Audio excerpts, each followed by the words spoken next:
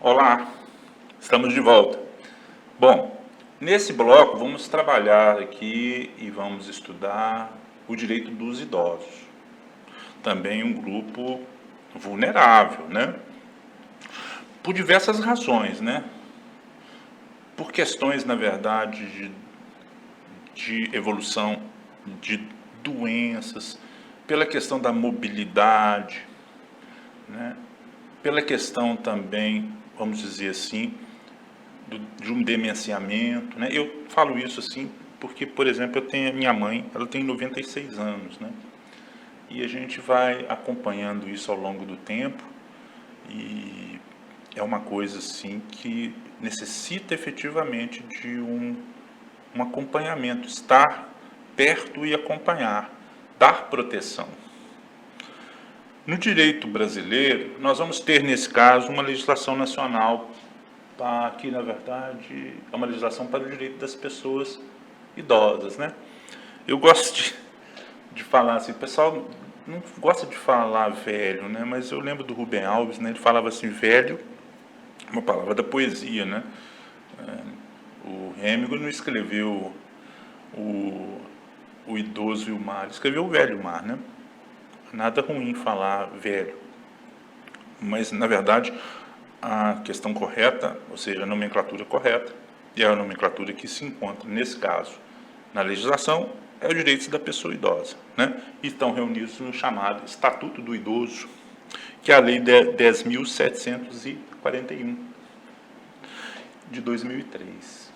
Bom, essa lei que vai estabelecer as linhas gerais para esse grupo vulnerável. Obrigação da família, da comunidade, da sociedade, do poder público, né? E, na verdade, a questão é assegurar ao idoso, com absoluta prioridade, a efetivação do direito à vida, do direito à saúde, do direito à alimentação, do direito à educação, do direito à cultura, ao esporte, ao lazer, ao trabalho, à cidadania, à liberdade, à sua dignidade, ao respeito, à convivência familiar e à convivência comunitária também. Muita coisa, né? Muita coisa. Mas veja que todos são direitos. Retirando isso, qualquer um deles, na verdade, há a perda da dignidade. Por isso que eu falo, sempre repito aqui, a questão é direitos. A legislação, na verdade, ela espelha essa condição que é inerente a mim, como pessoa. A mim, que na verdade estou entrando também, faço 60 anos, o ano que vem, entro também nessa faixa, né? A todos nós que vamos um dia entrar nessa faixa de idade, né? Então, o Estatuto do Idoso é uma norma extremamente relevante e uma norma, na verdade, que vem com essa preocupação, na verdade, com as pessoas que se encontram em, vamos dizer assim, no ocaso da vida, que na verdade já vislumbram uma perspectiva de finitude, mas uma perspectiva de finitude com altivez, com honra, com respeito. É isso que é importante nós, na verdade, entendermos o idoso nessa condição. Todos nós temos idosos em casa ou conhecemos, sejam avós, sejam pais, né? Sejam amigos, né? Seja um vizinho, né? Seja a pessoa que a gente encontra no supermercado, né? Hoje o número de idosos no Brasil é crescente. Hoje o número de idosos no Brasil é efetivamente grande, há uma preocupação muito grande, seja no apoio, seja na promoção, seja nas políticas públicas, seja no orçamento voltado a essas pessoas. Eu vejo algumas questões que são interessantes, eles falam assim, há muita preocupação com o idoso e pouco com a criança. Eu não vejo isso. Não vejo isso. Né? Não vejo dessa forma. De que há uma preocupação muito grande com o idoso e pouco, uma preocupação tanto quanto menor com a criança e do adolescente, né, com a infância e com o adolescente. Eu não vejo dessa forma. Eu vejo, na verdade, que há uma preocupação necessária com o idoso e há uma preocupação necessária com a criança e do adolescente, né? Bom, nesse instrumento aí do que é o Estatuto do Idoso, eu fiz alguns destaques aqui, né, na legislação nacional. Como eu disse no início, né, isso vai ser aprofundado de forma mais relevante em tema próprio, né, específico para isso. Bom, um ponto que eu achei interessante na questão do Estatuto do Idoso é a questão que envolve o atendimento preferencial no Sistema Único de Saúde. Esse é o exemplo claro da questão da discriminação positiva. Se discrimina positivamente em função da vulnerabilidade, se discrimina positivamente para buscar uma igualdade material. Esse é o claro exemplo, né, de discriminação positiva. Atendimento preferencial. Isso não é privilégio. Quando a gente pensa em termos de direitos, não. Quando a gente pensa que o idoso deve ter direitos, né, e deve ter absoluta prioridade nesses direitos, em função da alimentação, do esporte, não sei o quê, dignidade, ao respeito, esse é o respeito que efetivamente uma pessoa idosa deve ter, né? E, portanto, essa discriminação ela é positiva, né? Então, o atendimento preferencial. E outra questão muito interessante, e que, na verdade, nos traz um exemplo também claro da discriminação positiva e de o que a gente vai falar de até uma ação afirmativa, né? De que é vedada discriminação nos planos de saúde pela cobrança de valores diferenciados em razão da idade, né? É um momento de fragilidade da vida, um momento, na verdade, que a sua remuneração, às vezes, ela é um pouco menor, inclusive em função das aposentadorias. É um momento em que há um gasto muito grande com a questão de saúde e não é o momento de você aumentar, vamos dizer assim, os valores de um plano de saúde, né? É uma coisa interessante que, em função disso, né, muitos planos de saúde dificultam, vamos dizer assim, de certa maneira, a contratação de pessoas idosas, né? Você não consegue fazer, outro dia eu estava vendo uma reportagem, você não consegue fazer a contratação. O que efetivamente, o que de forma muito objetiva, né, o Ministério Público, a Defensoria Pública, os órgãos de ação do Estado, na verdade, dão cobro e, de certa maneira, ao fiscalizar, e a agência de saúde, ao fiscalizar, tem dado maior efetividade e trazido maior essa questão à discussão, o que efetivamente é importante. Trazer isso à luz para se discutir e buscar medidas mais efetivas, né? Outra questão que eu achei interessante também destacar para vocês, no Estatuto do Idoso, é a determinação de que nos currículos mínimos dos diversos níveis de ensino formal sejam inseridos conteúdos voltados ao processo de envelhecimento, ao respeito e à valorização do idoso, de forma a eliminar o preconceito e a produzir conhecimento sobre a matéria. É interessante essa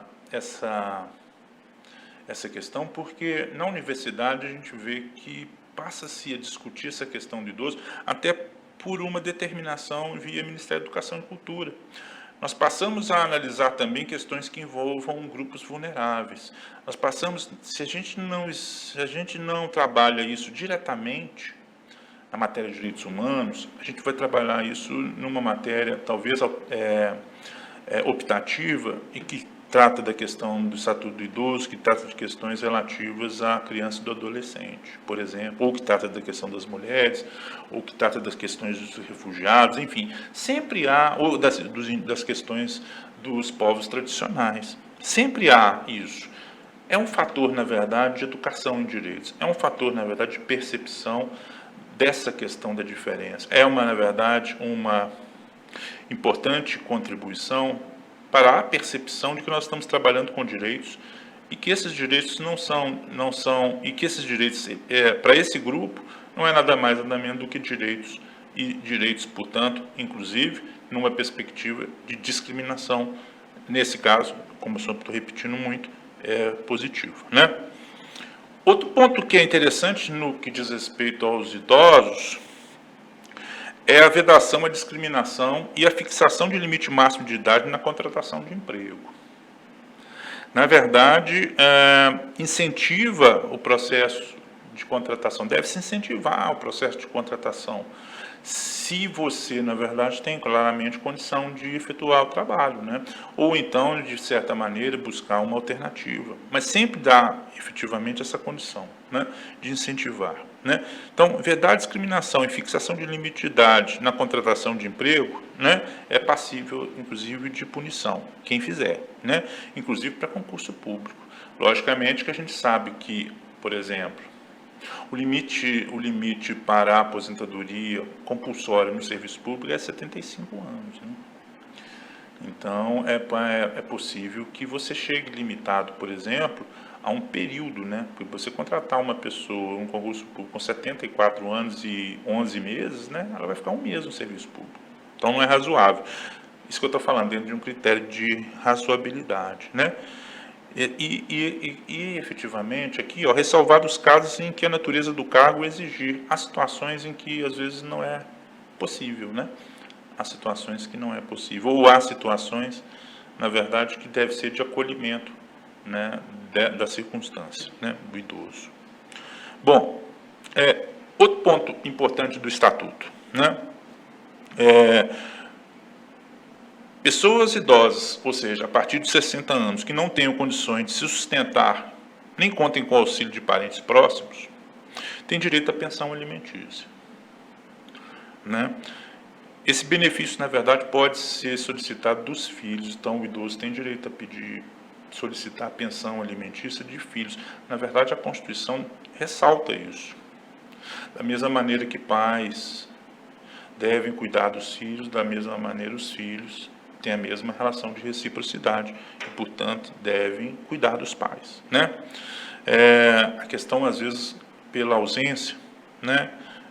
Pode usar até no prisão de parente inadimplente nessa situação, ou seja, caso não pague os valores que deve em função de determinação judicial, desde que efetivamente ele tenha resposta para isso, né? Desde que ele tenha uma escusa razoável para fazer isso, né? A nossa Constituição ressalva a questão da prisão alimentícia, que é a prisão civil, desde que seja inexcusável, né? Desde que a circunstância autorize isso, né? Por exemplo, eu tinha que pagar um valor e estou desempregado, não tem como pagar. Então, nessas circunstâncias, é a escusa no pagamento, né? Bom, então ele não é inadimplente nesse caso, porque há motivo, né? Destaca-se que, o caso os filhos não tenham condição financeira, pode acontecer, né? A escusa que eu estou dizendo para vocês, de pagar o benefício, o idoso pode pleitear, nesse caso, o tal do benefício de prestação continuada, né? Que é um benefício da assistência social, né? E oferecido pelo Instituto Nacional de Seguro Social, pelo INSS. Então, chama-se benefício de prestação continuada, né? Um valor fixo que é pago ao idoso e que gerou tanta polêmica aí na questão da época da reforma da Previdência Social, né? O artigo 230 agora da Constituição. Nós falamos muito da questão do idoso e vamos falar um pouquinho agora, né, do Estatuto, vamos falar um pouquinho do artigo 230 da Constituição, que, na verdade, tem uma norma imperativa lá de que, em relação ao idoso, essa é uma responsabilidade da família, da sociedade e do Estado. Todos os três, a família, a sociedade e o Estado, têm o dever de amparar as pessoas idosas, assegurando sua participação na comunidade, defendendo sua dignidade e bem-estar e garantindo o direito à vida. Eu acho interessante, tem gente que fica chateado, né? Não sei por qual razão, né? Quando você vê uma pessoa numa situação de vulnerabilidade e fala que ela, de fato, por alguma circunstância, né? Assim, tem gente que fala que deve-se o Estado. As pessoas devem ajudar isso, né? E parece que, de certa maneira, há uma falta de empatia nessas condições e a pessoa diz que, fala assim, mas você não vai me dizer que essa pessoa é vítima da sociedade. Eu falo assim, mas é sim, não é? Porque a Constituição tem essa norma imperativa da família, da sociedade, do Estado dever de amparar, né? Esse amparo não é só, de certa maneira, apenas tão somente por pagamento de tributos, né? Há um processo de empatia nisso aí e que, de fato, deve resguardar e ajudar a dar essa condição digna para as pessoas nessa condição e que muitas vezes tem isso associado a outras circunstâncias. Idoso com deficiência, né? Mulher idosa na condição de idosa, né? Pessoas em situação de rua, idosas, o que na verdade duplica a vulnerabilidade, né? Bom, no cenário internacional nós vamos ter como destaque, né, aí nesse caso, a regra geral, a Declaração Universal dos Direitos Humanos, né? Porque a declaração exige que toda pessoa tem direito a um nível de vida suficiente, tem que ter um nível de vida suficiente para lhe assegurar e a sua família a saúde e o bem-estar, principalmente quanto à alimentação, ao vestuário, ao alojamento e assistência médica, e ainda quanto aos serviços sociais necessários, e tem direito à segurança no emprego, na doença, na invalidez, na viuvez, na velhice, ou em outros casos de perda de meios de subsistência por circunstâncias independentes à sua vontade, né? Então a gente vê situações que são involuntárias. Na verdade, a idade avançada é algo involuntário, é algo, na verdade, que ocorre normalmente, algo da natureza humana, né? Então, a Declaração Universal ela tem, de certa maneira, uma regra geral de proteção, né? De proteção, mas, ao mesmo tempo, uma regra que, efetivamente, declarativa, que reconhece, né, a pessoa, na verdade, humana, nessa circunstância, e exige que a pessoa tenha o direito a um nível de vida suficiente para assegurar a ela, a família, o bem-estar, né? E que, na verdade, a segurança no desemprego, nas situações involuntárias, nas situações que, na verdade, não concorrem muitas vezes com a condição de vida dela. É involuntário. Ser idoso é involuntário. Ser viúvo é algo involuntário. Ser inválido é algo involuntário, né? Estar doente é algo involuntário, né? Bom, o direito dos idosos no sistema global. Não há uma convenção internacional que cuide da questão do idoso no sistema global. Nós trabalhamos aí, nesse caso, com a declaração, com o Pacto dos Direitos Civis e Políticos, com o Pacto dos Direitos Econômicos, Sociais e Culturais. E com as normativas, na verdade, de amplo espaço de ação. E com os mecanismos próprios. E com o fenômeno da dignidade da pessoa humana, que é o ponto central no sistema internacional, principalmente no sistema global. Então não há o que a gente chama de um hard law, ou seja, um tratado internacional cogente, obrigatório, relevante. Mas no sistema interamericano a gente encontra, viu, gente? No sistema interamericano há uma convenção, que é a Convenção Interamericana sobre a Proteção dos Direitos do Idoso. Ela foi aprovada em 2015, em 15 de julho de 2015. É a primeira no mundo. O sistema interamericano é o nosso sistema regional. Comporta aqui as três Américas, América do Norte, América Central e a América do Sul, né? Essa é a primeira no mundo a tratar da questão da proteção do idoso. Essa convenção, ela prevê um mecanismo de acompanhamento, né, composto pela Conferência dos Estados e, ao mesmo tempo, o Comitê de Peritos. Então, tem um órgão de monitoramento. A conferência é o momento em que se encontram os Estados partes para se discutir questões atinentes aos idosos, ao objeto dessa discussão, dessa convenção, e com isso se estabelecer, portanto, políticas públicas ou desenvolvimento, recomendações, resoluções, etc. Ao mesmo tempo, a gente tem, na verdade, um comitê, que é um órgão de monitoramento, nesse caso, e de promoção e de efetividade do tratado, né, dessa Convenção Interamericana, e que recebe, portanto, denúncias ou petições individuais a respeito de violações de direitos dos idosos ou, na verdade, solicitando a promoção e efetivação de direitos, né? Essa convenção ela não está vigente ainda no Brasil, pelo menos pelo que eu sei, né? Ela não está vigente, né? Mas ela, apesar dela não estar vigente, tem uma coisa que é muito interessante, né? A gente pode usar ela como suporte interpretativo. E o que é isso? Uma Constituição não vigente, né, e que, na verdade, já está, de certa maneira, vamos dizer assim, né, aprovada, e que falta ainda, efetivamente, um processo de ratificação, que é o que falta nela. Me parece que ela já foi aprovada pelo Congresso Nacional, ela cumpre, vai cumprindo, tem um rito de cumprimento, né? Negocia-se, assina-se, aprova no Congresso. Se o Congresso aprovar, vai para a Presidência da República, a Presidência da República confirma isso internacionalmente e depois publica. Falta, parece, a ratificação. Mas como já está, vamos dizer assim, na segunda fase e está indo para a terceira, utilizar ela como doutrina ou como suporte interpretativo até para o Estatuto do Idoso é relevante.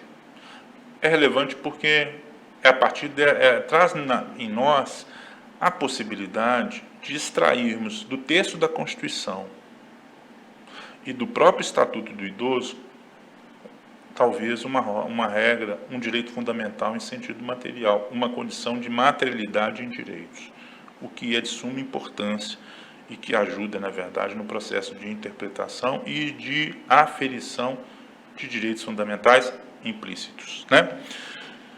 Essa convenção é um documento importante para os estados e para os governos, né? Para a proteção e garantia mínima, valores e direitos mínimos, né? Direitos humanos das pessoas idosas, né? Por isso, na verdade, normalmente, quando ele está nesse processo, é relevante, às vezes, ir analisando a legislação interna de cada estado, né, com a intenção de revogar, modificar ou estabelecer regulamentos, né, até que a própria Constituição, até que a própria Convenção, depois de ratificada, seja promulgada e, na verdade, tenha uma aceitação mais condizente, né? A questão do acesso à justiça, a questão, na verdade, do objetivo de garantir ao idoso um tratamento diferenciado e preferencial, é efetivamente um objetivo a ser alcançado, é efetivamente um objetivo, vamos dizer assim, de garantia plena da dignidade e da trajetória, pela trajetória da pessoa humana, né, no seu caminho de vida, no seu caminho, muitas vezes, nesse caso, né, de finitude, e uma finitude, né, aí para, na verdade, confirmar o tema que a gente está trabalhando, uma finitude em vulnerabilidade social, né? Em vulnerabilidade social. Bom, obrigado. Continuamos agora com o nosso próximo tema, que virá daqui a pouco.